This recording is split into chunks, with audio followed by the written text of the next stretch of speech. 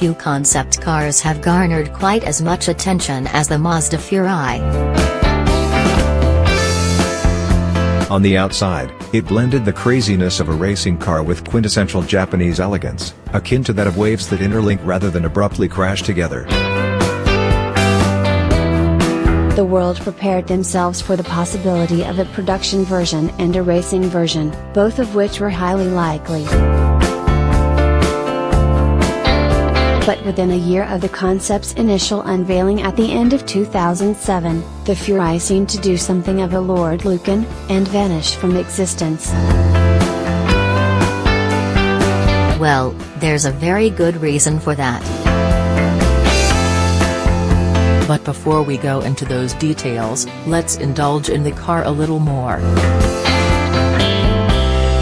Following in the footsteps of a long line of legendary Mazdas, the Furai utilized the ferocious potential of a rotary engine.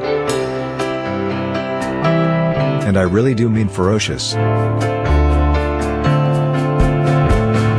The 3-rotor W-Kel engine in the Furai developed 460 bhp.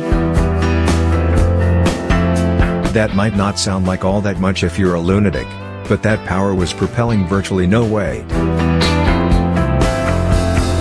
The carbon fiber construction meant the curb weight was only 1,488 pounds, 675 kilograms, resulting in a power-to-weight ratio of 681 bhp per ton, better than a Bugatti Veyron Supersports. And if that still doesn't sound hairy enough for you, then there's the wail that came from the engine itself. The sound that shot out of the back of the Furai was something you would typically associate with Armageddon, in the most exciting and spine-tingling way possible. Apparently, the name Furai means sound of the wind. Which really does make me wonder, what kind of a curry do you need to eat for wind to sound like this? The chassis came from an LMP2 prototype racer, but arguably, that wasn't the car's most direct and poignant link to Le Mans.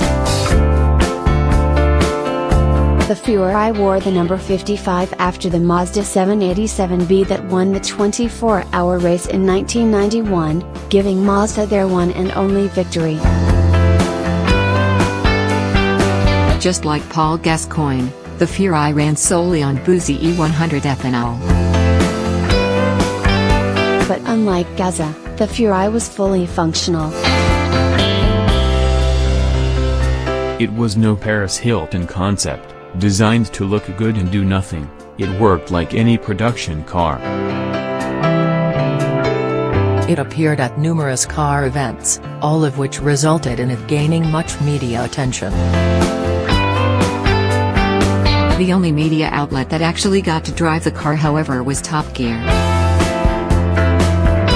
After they tested it, the car seemed to just vanish from the airwaves. And there's a very good reason for that.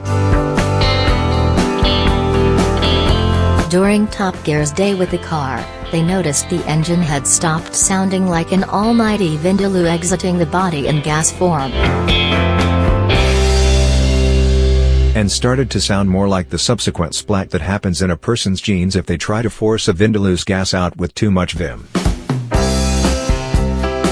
And quite ironically, the reason behind it was because the car had suddenly decided it wanted to be as hot as the aforementioned Vindaloo.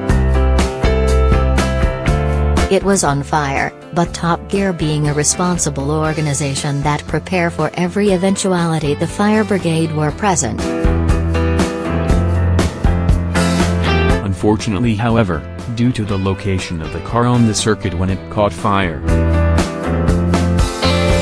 the crew weren't aware that there was a problem until several minutes after the flames had first spawned. By the time fireman Sam reached the scene, the only Furai ever made was completely encompassed in a blanket of flames. After the 8 minutes it took to extinguish, all that remained was a mangled and charred wreck. And that, ladies and gentlemen, is what happened to the Mazda Furai.